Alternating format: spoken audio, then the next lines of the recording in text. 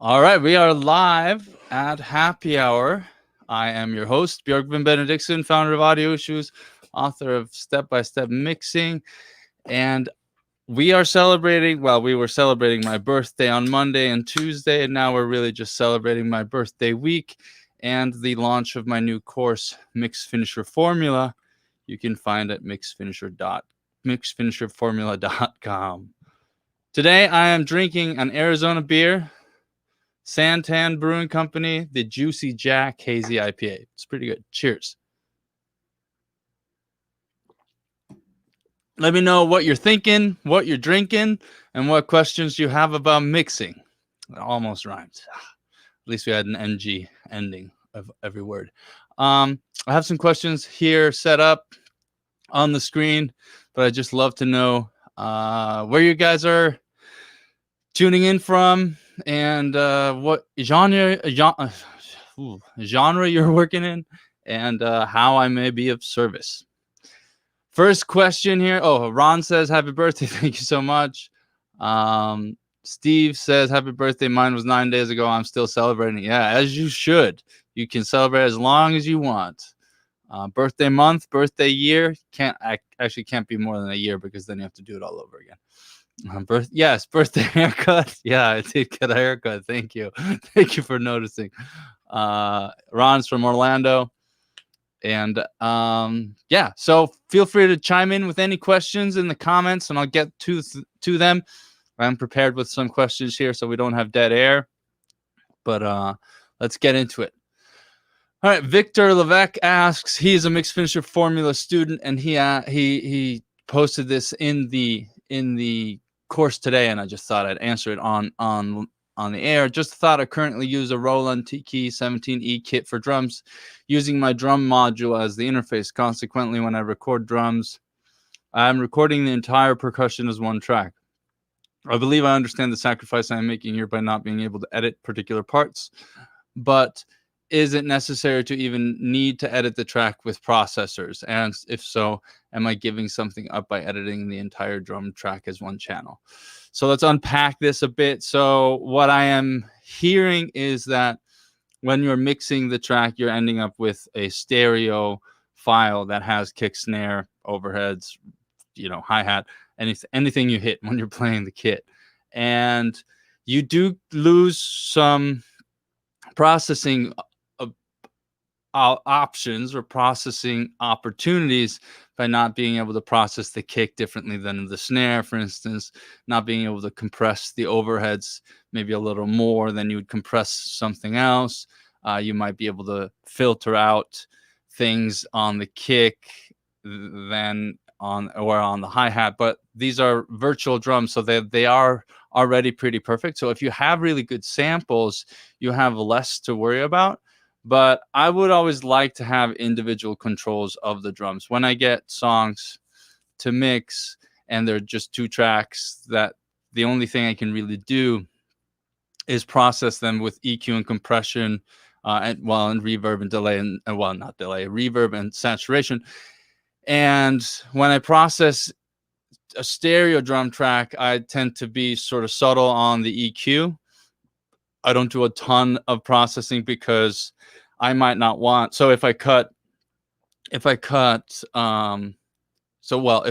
a lot in 3K because I want to get the click of the kick out, I'm also boosting harshness in the cymbals. I'm also boosting the thwack of the snare, which may or may not be a good thing. So having individual EQ controls over those tracks is definitely something that is very valuable to have. However, if you have only a stereo drum track, you can still add an overall reverb. You can still add parallel compression and saturation for punch. So you still have some control, but if given the choice, I would ask for individual stems. But that being said, I worked on a track last week or the week before that was 3 different drum loops, and that's what I did. I just EQ'd them sort of subtly, and then I used a bunch of parallel processing to create punch. One thing that was in particular that was kind of an advanced technique was that I wanted more low end,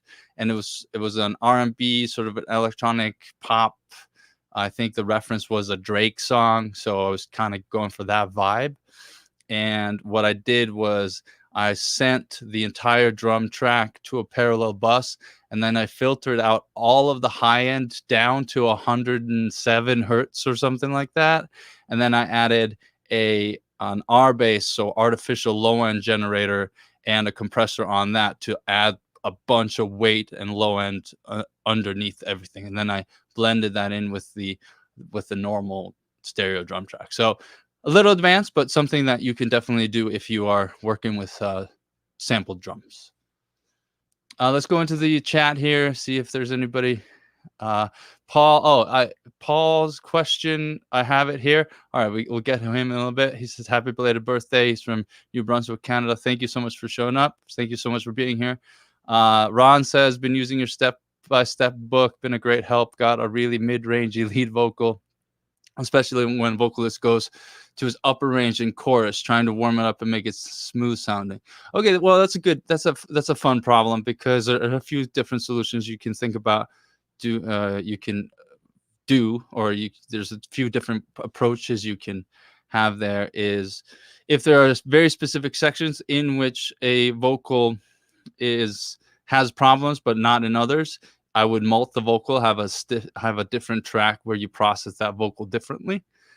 So in that case, if the vocalist is belting out something in the chorus and it really pushes the mid-range, maybe that's when you put a more aggressive cut in the EQ on the mid-range of the vocal just in the choruses. But then when they're singing normally in the verses, that frequency range isn't necessarily being accented or enhanced as much. So you can treat it that way. You can also use multiband compression and just sort of focus on that area or that range where, once the frequencies go up to a specific level, there is a compressor that's only listening to that area and is pushing down. So that's a good way to do it too.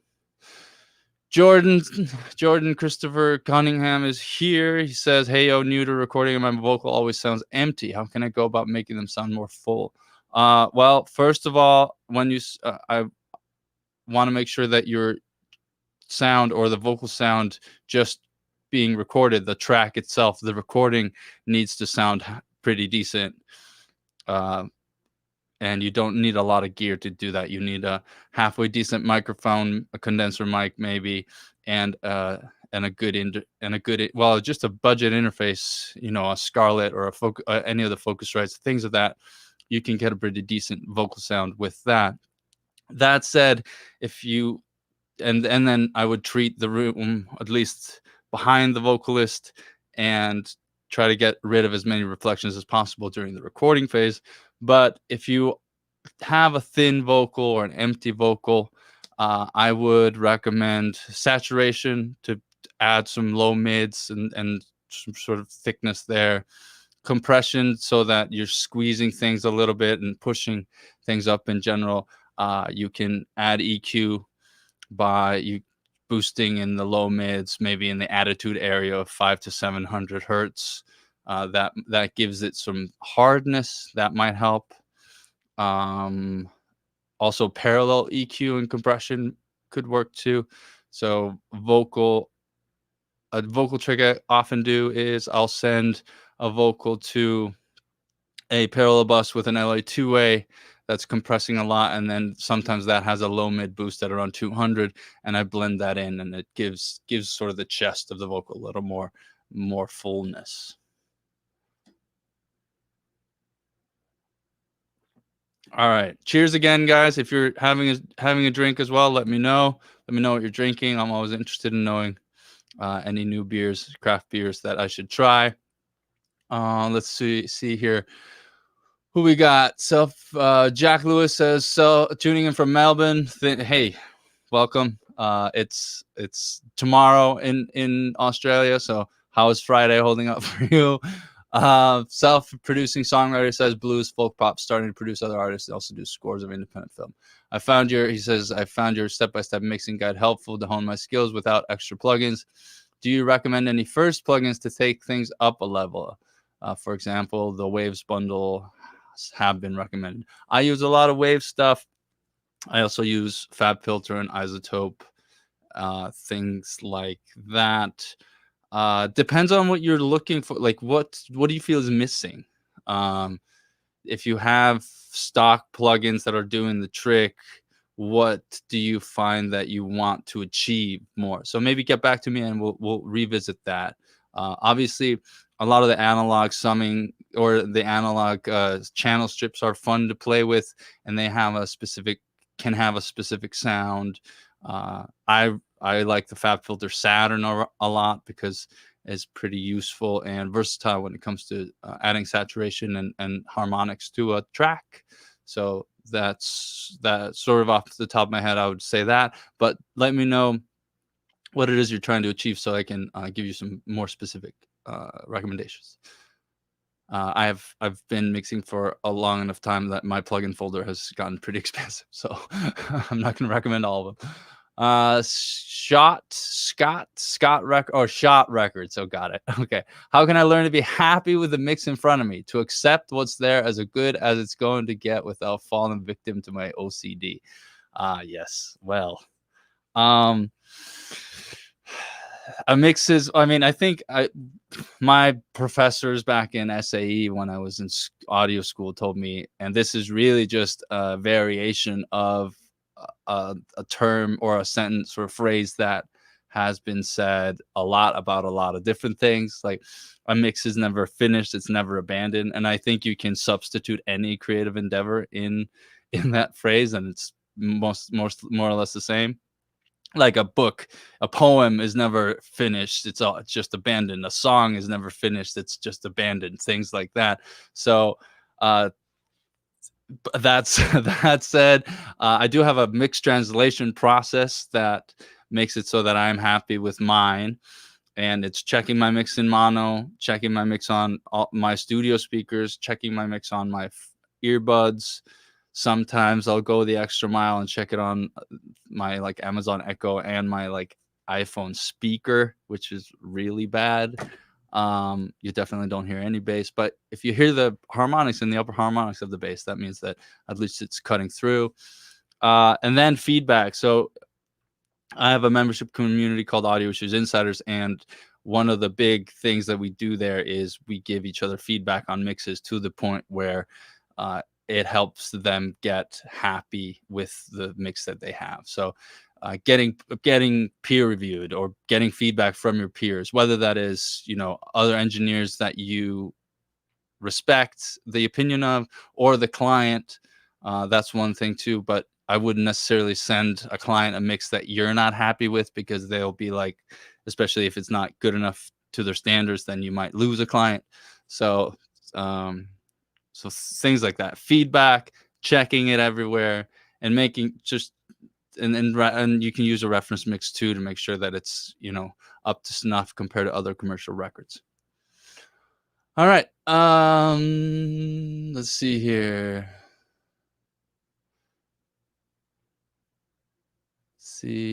Yeah, Jordan, he said he's got a decent setup, but the vocals sound same. So I hope some of those things help. Saturation, low, mid, thickness, things like that.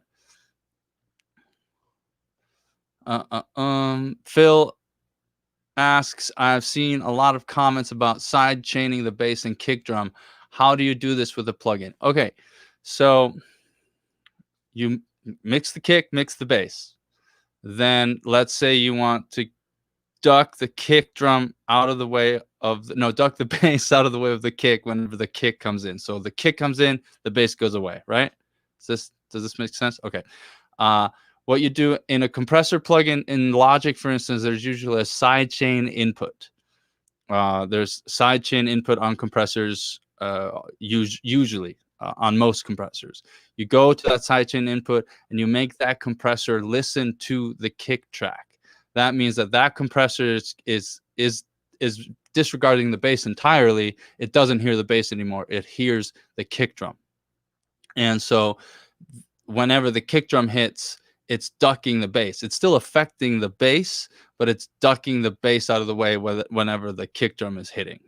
if that makes sense. I hope these without the DAW in front of me, I'm really reduced to my hand gestures. But and then I like doing a fast attack and fast release because I don't want it to be too apparent, and it needs to be the bass needs to duck fast because the kick is such a high, a fast transient instrument. So you want at least a fast attack and then sort of a fast-ish release, and then you sort of tweak that. And it doesn't need to be super heavy on the compression, just a few dB, 2 to 3 dB at a time is usually enough. And then that should do it for you. All right. Keep the questions coming. This is great. I love when you guys are into it and wanna know some more stuff that I can help you with. So cheers to that.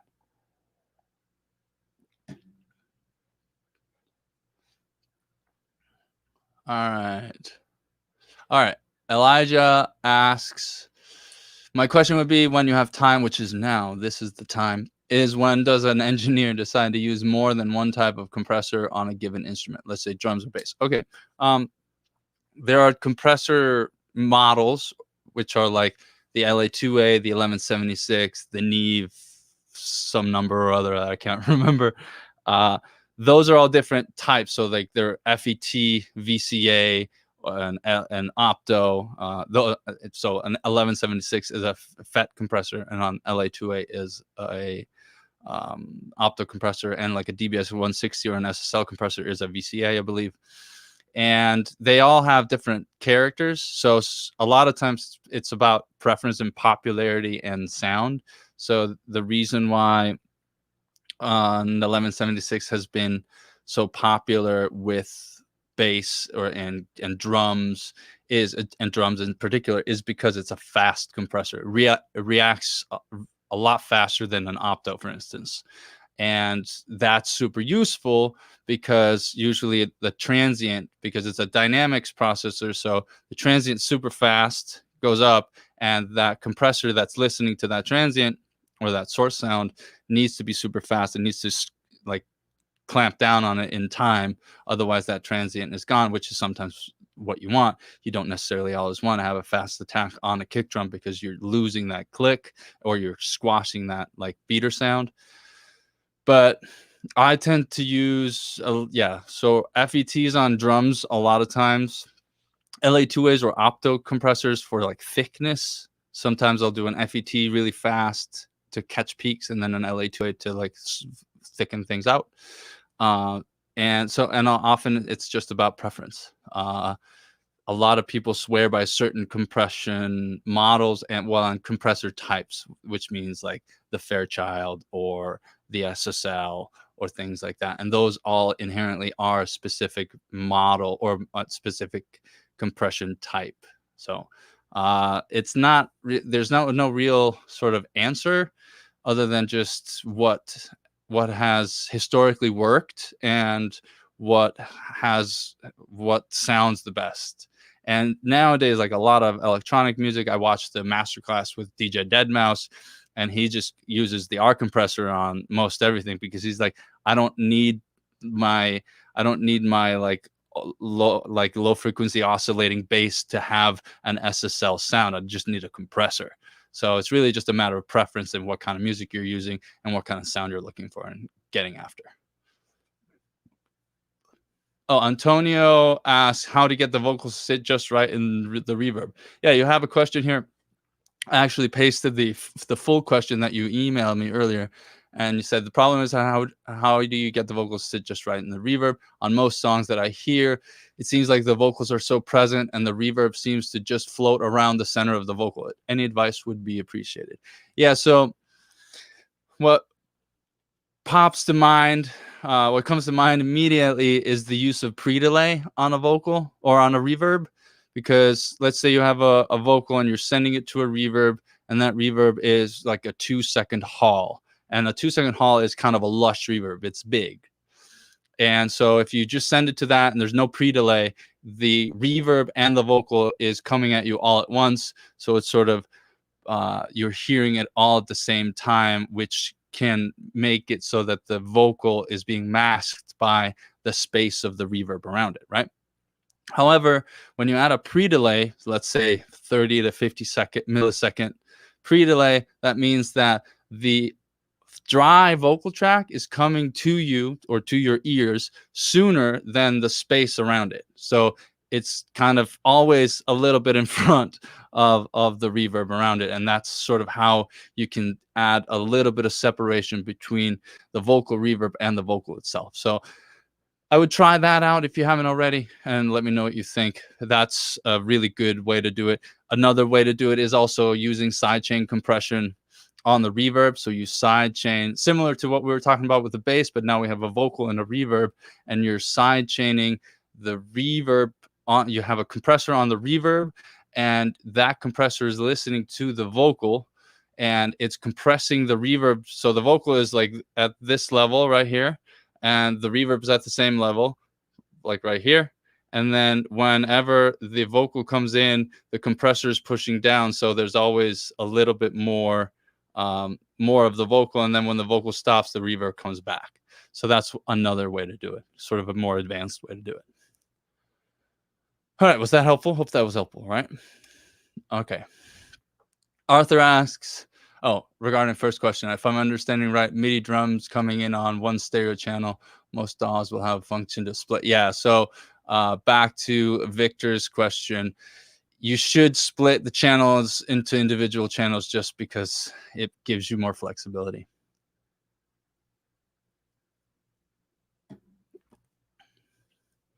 Oh, it's a really good comment here from Shot Records. With reverb, people tend to think of milliseconds and just guesstimate, which does work sometimes.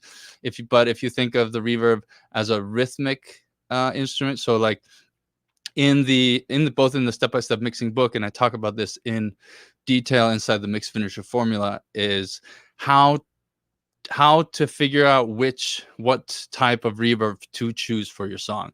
And one of those things is you want to think about the rhythm of the song, the BPM of the song, and also the rhythm of the vocal. So if the rhythm of the vocal is super staccato or like really fast, you don't want like a big reverb there. Yeah, also ducking or gating reverb channels. Yeah, that's what I was talking about earlier. All right. Ray asks, hey, I'm hey Björgvin, I'm drinking a White Claw, don't make fun of me. Oh man, I was gonna make a White Claw joke at the beginning, but I didn't want to do it. But no judgment, no judgment. Ray from Fort Worth, Texas. The other day I wanted to put some subtracted. Well, you would drink a White Claw if you're from Texas, huh? That sorry, couldn't resist. No. The other day I wanted to put some subtractive EQ principles in practice on an acoustic guitar sound that may have been a little on the jangly cheap side. Okay, love it. I swept through the frequencies on the Fab Filter and located what I thought were a few weird resonances and cut them. However, I had inadvertently cut frequencies which gave the guitar its strumming quality and sounded weird and unnatural. Basically, how your question is cutting off. So if you want to fill in the rest of the question here, basically sounded weird and unnatural is the last thing I see here on my screen. So feel free to just comment the rest of it again in there and I'll get to that. However, I can, when I hear cheap and jangly, I always think 800 to 1000 hertz. That's where sort of when I cut there, it sort of smooths out the actual sound of the guitar. And then strumminess can be from like 5 to 8K. So not sure if that's helpful, but I would look in those areas. Philip asked, any tips working with multi-track vocals, like a virtual a cappella group where you are mainly working with full vocal composition plus vocal percussion? Yeah, basically, Ray comes, basically, how do I know what frequencies are actually troublesome and not integral to the sound? Well, like try those areas. I would look for jangly and cheap O in 800 to 1000K. Yeah, or 1K. Yeah, vocal, full vocal plus vocal percussion. I'm currently working teaching myself how to mix my group, and I have issues creating space in the mix as well as allowing feature vocals and solo vocals to cut through when necessary. Often find the mix overall gets muddy when we all occupy a similar frequency spectrum. So is this so you're multi-track vocals where you're mainly working with full? Yeah, so I would say that, let's see what I would try to do. I would try to group parts together. So I'm assuming the parts are somewhat choral in a way. So there's an bass, a tenor, an alto, and a soprano feel. Whether it's all men or female and men, that male, that's besides the point. But it's more like what parts are being sung, and can you accent certain frequency areas and different frequency areas across each group. And then when you want to focus on one part, especially when there's a solo or things like that, I would just use automation to make them cut through. Dave Chick is here. Dave Chick is an OG audio blogger, or audio podcaster. If you haven't heard of him, he's a great guy, and a really good music composer. I guess that's what he does mainly these days. Is that correct, Dave? Correct me if I'm wrong.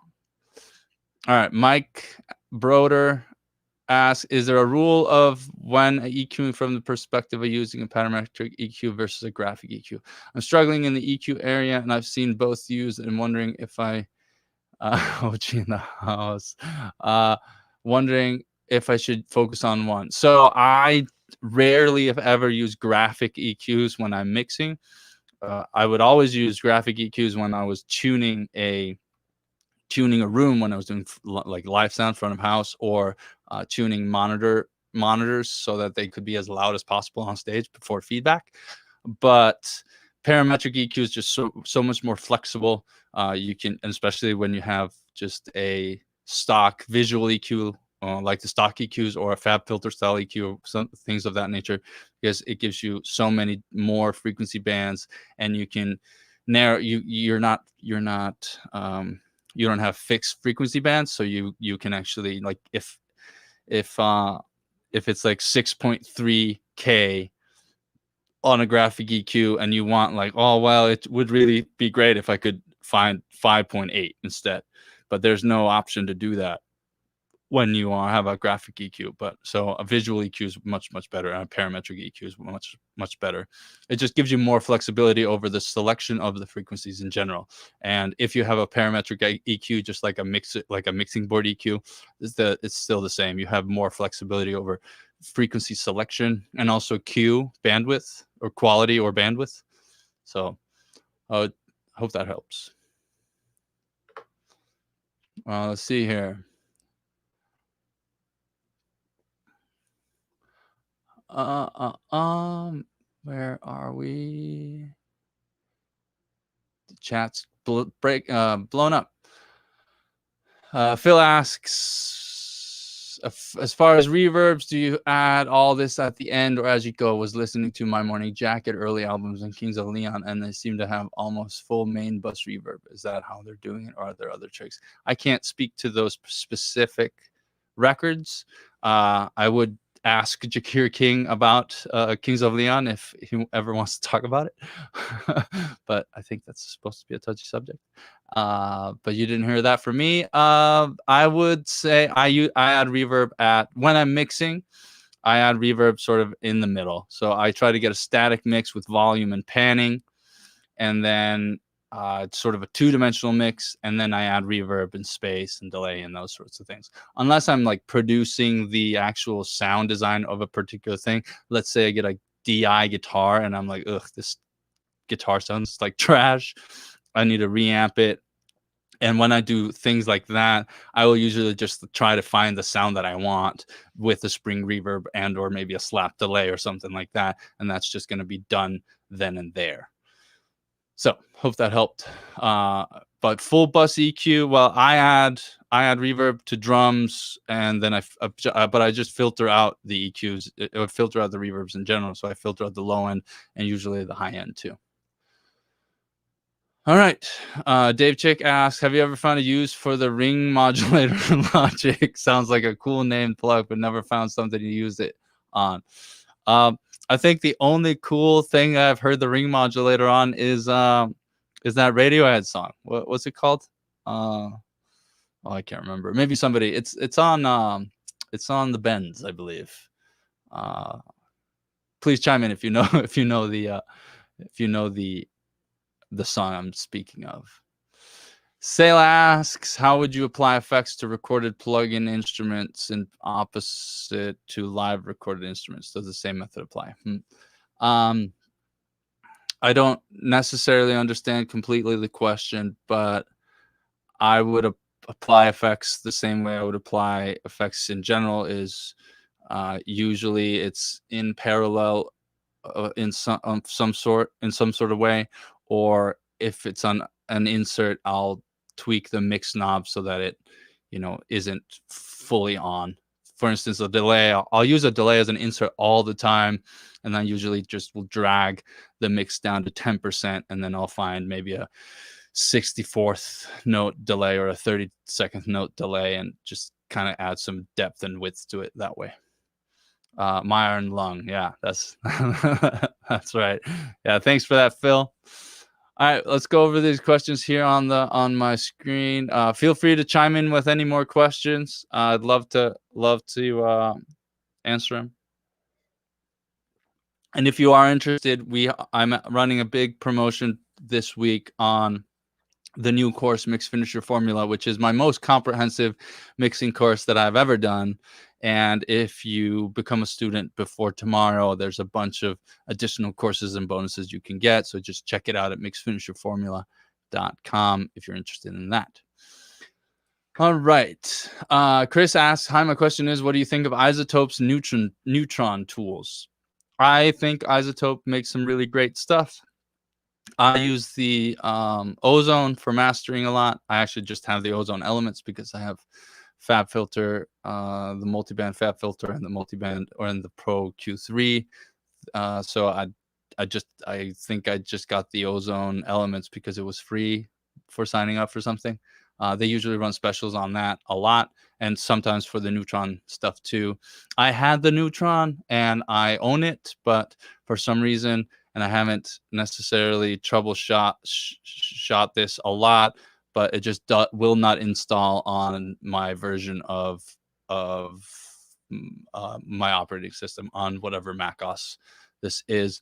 So I would love to be able to use it more. I do like their tools there. So I don't have really an answer other than they make some pretty good stuff. And I like that it's sort of a new way to make a channel strip and has all the things in there that you need: transient designers, compression, exciters, things like that.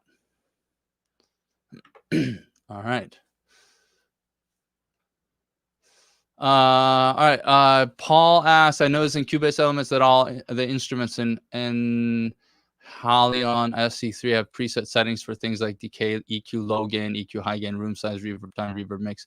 It's helpful, but will you be suggesting overriding, adjusting them? Well, presets are great starting points, but I tend to tweak everything to fit whatever song I'm working on at the time. So like decay is really just like how long the reverb takes to get to RT60, or like to drop down below sort of audible range, and then an EQ low gain and high gain is probably a shelving of some sort, whether you're reducing or increasing the EQ on that reverb. And then room size is just the bigness, like a small little bathroom or a giant cathedral. And then reverb time is similar to decay, but it's just bigger in a way. And then reverb mix is just how much of the reverb versus the source is there. So all right. Phil asks, have you tried out the UA Luna program and the Neve Summit? No, I haven't tried any of that out, unfortunately, so I can't really comment on it. George asks, my question about mastering is, after I finish a beat, mix and master, when I record my vocals on it, should the beat go into the master with the vocals, or should I not send the beat to the master? I would, if I had a 2-track master of a beat and a rap vocal, and I just mixed a rap song yesterday, I did have a little more flexibility. I got, like the 808 and the kick and the synths and the beat in multi-track format, so I didn't have to do that. But in the end, you end up with like a 2-track beat and a vocal, and I mix those together sort of on the mix bus. And if you just have the 2-track vocal or 2-track beat and the vocal, I would mix them together. I would possibly carve out some room in the frequency spectrum on the beat so that the vocal can sit there, and then I'd tweak it, where then I'd squeeze them together a little bit with compression or multiband compression and things like that. All right. Cheers, guys. Let me know what you're drinking and let me know what you're thinking. And if you have any questions, let me know as well.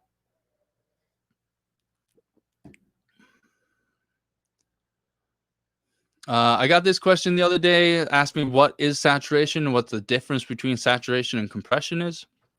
So saturation is the best way I find to describe it is it adds harmonics to a signal. So it adds, either odd number or even number harmonics. And for instance, if the fundamental frequency is 100 hertz, then the even number secondary harmonic is 200, and the third order harmonic is 300. So it multiplies, and then it's adding harmonics to an original signal, and it often ends up, the result is often that it sounds thicker and richer in sound. And then compression wise, compression and saturation are completely different, although saturation might compress a signal in such a way because it sort of adds harmonics, and it might reduce the dynamic range of a waveform in some way, I could hypothesize, because it's adding more signal. Yeah, but I'm not an electrical engineer. But but compression is a dynamics processor, so it's squeezing the dynamics and the dynamic range of a signal. Matt says, hi, hoping to take your online class at some point soon. Question, what's your mic EQ compression approach for recording classical nylon guitar where it plays more of a lead melody role in a mix? I do so little recording these days that I almost can't tell you what my go-to these days is. But I would say you probably want a condenser mic because it's sensitive and it'll hear better. You don't want a dynamic mic. And just like recording an acoustic guitar in general, I would start at the 12th fret and then move it around depending on the part. And when it comes to, and that's sort of the miking positioning. EQing, I would think that if it's lacking low end in the mix, I would add, or low mids, I would add, between 150 and 250. If it's sounding jangly and sort of raspy, maybe I would check between 800 and 2K. And then if it needs additional brilliance, I would go between 5 and 8K. Compression wise, depends on the performance and how dynamic the performance is. But if it's not, like, whenever I hear nylon string guitar, I'm like, oh, it's delicate. It shouldn't be like squashed or shouldn't get pushed too hard in any way. And you probably want those transients to come through. So I would probably go with a low ratio. I would probably want the attack to be open, so not fast, probably medium-ish. And then I would tweak the release depending on the speed of the performance, and then I would aim for a gain reduction that kind of makes it sit in the mix. It's hard to sort of mix hypothetically like that, but that's what I would do. All right, hope that was helpful. David asks, question goes to everyone about hardware. My interface just shit the bed. I need a minimum of 12 inputs, and I'm PC based. Suggestions, please. I'm currently thinking UAD or Antelope Orion. I would love people to chime in. I don't necessarily have a particular suggestion here, so feel free to answer David. He'd probably appreciate it. However, I would say that whenever I do shop for equipment, and this is more, I'm kind of like answering the question without answering the question, but just telling you, like, here's how I would go about finding it, is I would go to a retailer or online retailer of some sort, Amazon, Guitar Center, whatever. It doesn't matter. You're not necessarily buying it there, so like no loyalty to any retailer or anything like that. But I would go and I would see what the interfaces are within the parameters and the filters that you set in the search engine, and then I would go, you know, 3-star reviews and up, and then I would read all the 3-star reviews, because those are usually the most critical ones. The 1-star reviews are usually garbage. They're like, this didn't work because it was user error, or it came broken, which is like, that can happen, but that's not really something that you can fault the interface for if like UPS like threw it at a wall. So you can't really. So I would read the 3-star reviews and then an up, and then I would create a short list of things, and then I would read both the customer reviews of all of those, and then the actual reviews of people from like Sound on Sound and like reputable online or reputable music and music production magazines, and I would base my decision on that. So that's sort of a way to think about it when you're looking for gear in particular. Hope that was helpful. All right, let's look at these questions.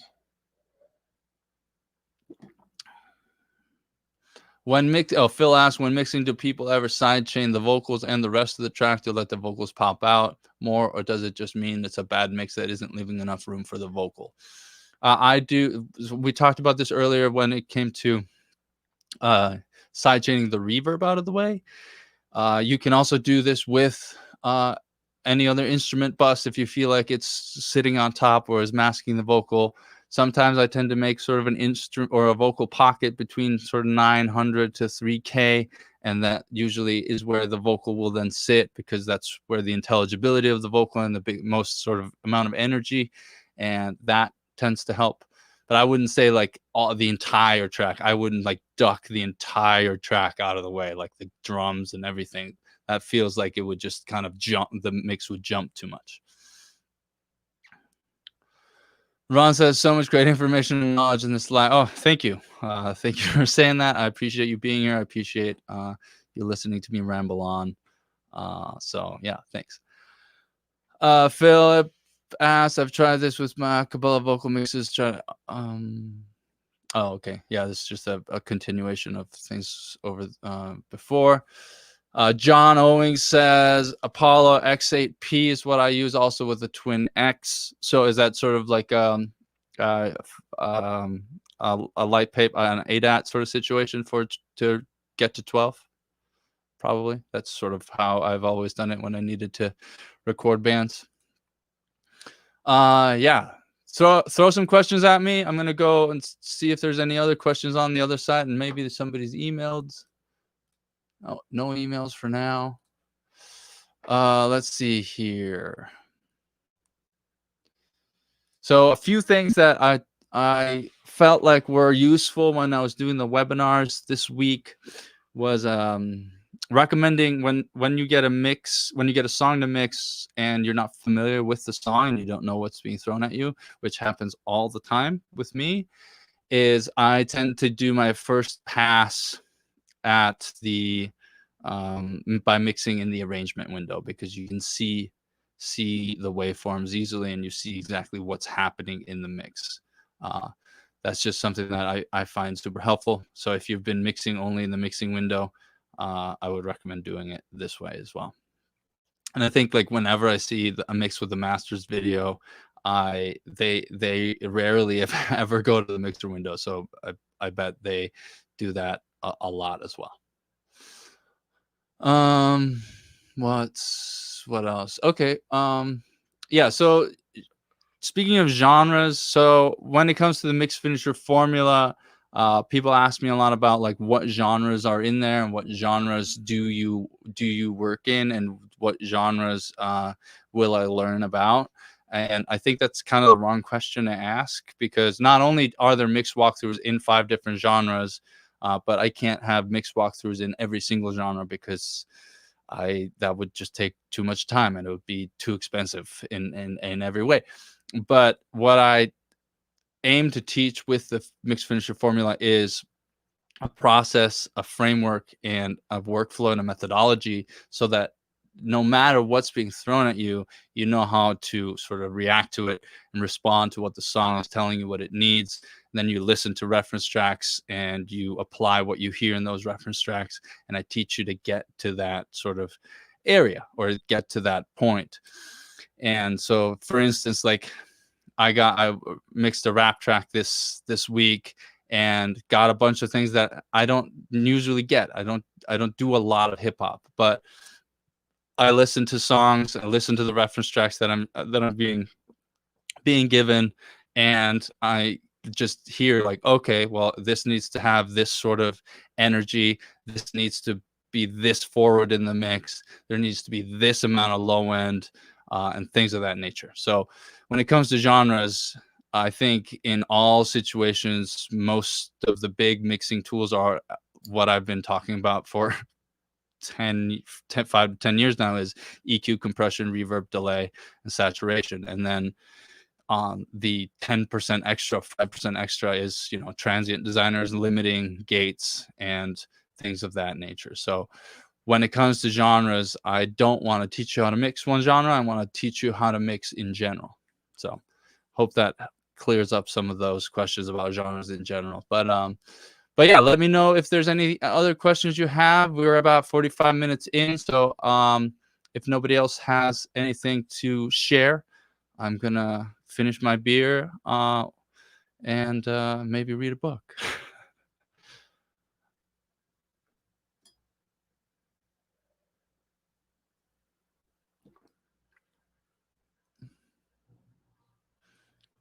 All right, one quick thing here. Oh, Philip asked, thoughts on going to college for an audio production recording degree. Was recently accepted to 2 different colleges for the fall semester, but tuition fees and the uncertain pandemic climate leave me second guessing the decision right now. Yeah, man, that's a hard question. I mean, so I'm not going to, I would love to use this opportunity. If it's like, no, I can just teach you in the mix finisher formula. But the reality is that audio school was awesome. I loved it. However, I went at a much different time than it is now. Even though it was still an economic crash. I went right after the economic crash of 2008, so we have that in common at least. But I would be lying if I didn't say that audio school was an amazing experience and adventure. I went to Spain from Iceland, so that's an entirely different sort of paradigm shift. I took all of my classes in Spanish, and I basically, for the first 3 months, I looked at the teacher like a cow looks at an oncoming train and had no idea what was going on. But then something, as things do when it comes to languages, in my case at least, something clicks and I understood what was going on, and I had some bare bones Spanish that I could get by.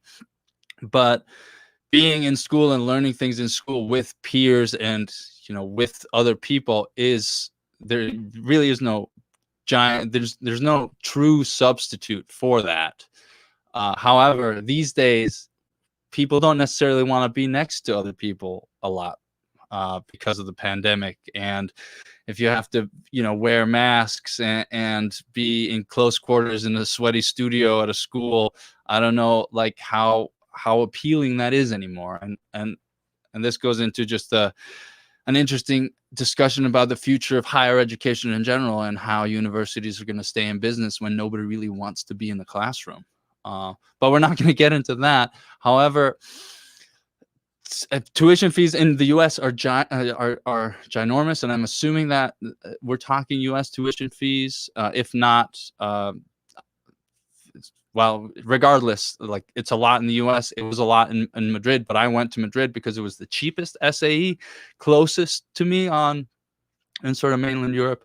I researched like SAE Nashville, SAE Atlanta, SAE Australia, and then I ended up going to SAE Madrid because I wanted to both learn Spanish and get an audio degree at the same time, which was successful. But that's a lot of there's a lot to unpack there, unfortunately, Philip.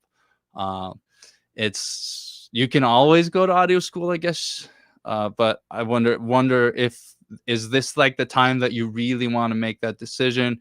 Does it matter? Like, will they defer your enrollment? And when it comes to some of these schools, I don't know if it's like a private audio school like Full Sail or SAE, but usually if you can pay, they'll let you in. That's sort of how a lot of these schools are. Whereas with maybe other higher education institutions, you have to actually apply and you have to be approved if you want to go to, well, I mean, Ivy League is obviously the easiest example to make, but I think that if you wanted to go to Berklee College of Music, there's probably a more strenuous application and admissions process than an easier audio school in general. So, yeah. So hope that was helpful. Mike asked, can you talk more about the community you mentioned where you can get and give feedback on mixes? Yeah, let me find the link to that. So the audio community that I run is called Audio Issues Insiders, and it has a lot of different things. It has master classes on music promotion and mixing and music production and songwriting and arrangement and things like that in general. But then, and has a sort of a closed Facebook style community, not on Facebook, but inside a sort of a chat community as well. But it also has what we call Feedback Friday, which is sort of an hour and a half session on Fridays that people bring their mixes and their songs that they're working on, and we listen to them. This is like the community where people actually listen to your songs and give you constructive feedback on what you can improve. I listen to things from sort of a frequency mixing perspective, loudness perspective, those sorts of things. And I have a lot of really cool guys in there that are super knowledgeable, and they're knowledgeable about things that I do not know as much about. So it's really tightly knit, really high class community that I open 3 times a year. And the link that I posted there is the waiting list. So just sign up to that, and it will open up in September. So it opens in January, May, and September, sort of officially. And so join the waiting list, and we'll let you know when that option comes, or when it opens up again. Phil says, thank you for all the responses. Do you mix with processing on the master bus? Do I ever? Yes, I do. I have a lot on my master bus, and my mix bus and my master bus sort of, I can talk about that interchangeably. So I have some of those like cool artist signature series things, like I like the Greg Wells Mix Centric. I also have a like a Saturn, like a saturation for like mild tape saturation. I have Pultec EQ. I have multiband compression. I have a linear phase EQ when I need to do mastering touches at the end of the mix to sort of make it loud and client listenable or student listenable, things like that. So sort of compressors, and so I do a lot of processing on the master bus as well, or in general. John, yeah, he went to Full Sail. At Full Sail, we had to also take general education courses like math, science, etc. Yeah, so that was also one of the schools that I thought about, but it was way out of my price range at the time. But yeah. Philip says, super helpful stuff. I appreciate the honesty and hearing of your journey in Spain. Really cool. Would love to potentially learn and grow from your course as well. Cheers. Ricky Molina asks, do you recommend using Goodfuss? Goodfuss is on my master bus, and Goodfuss is a really cool plugin, even though it's unpronounceable to everybody except 350,000 people, because it is an Icelandic waterfall. But it's basically an automatic EQ, and I use it it's on my master bus, or it's on my master bus section, and it's super helpful as well. So a few more questions here, I guess.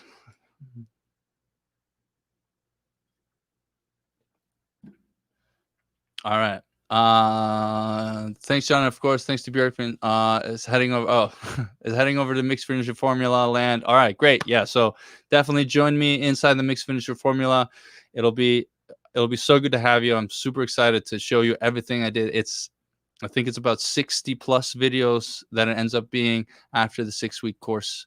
So, and I am in there to answer any questions and to add additional videos to the course if need be. So it's my goal to make it the ultimate mixing system that you need to create release ready and radio ready records. So that's my goal for this year in a way. All right. Richard says, I have a large drum kit and I've removed all individual mics except two on each kit. I also use Tone Neumann KM184 as overhead and a second pair of overheads, 2 copper and 2 mics. This setup gives the best results for recording. Does this sound unusual? I can't really answer that other than does it sound unusual to you when you listen to the recording? If it sounds good to you, great. And you know, I'm getting to the point where there's so little recording that I do that I almost can't feel like I can comment on it anymore. Lex says Full Sail offers online audio production degrees. Yeah, as well. Goodfuss. Yeah, it's pronounced Goodfuss. You have to spit up in your mouth a little bit for it to sound right. But yeah, so let's end it there.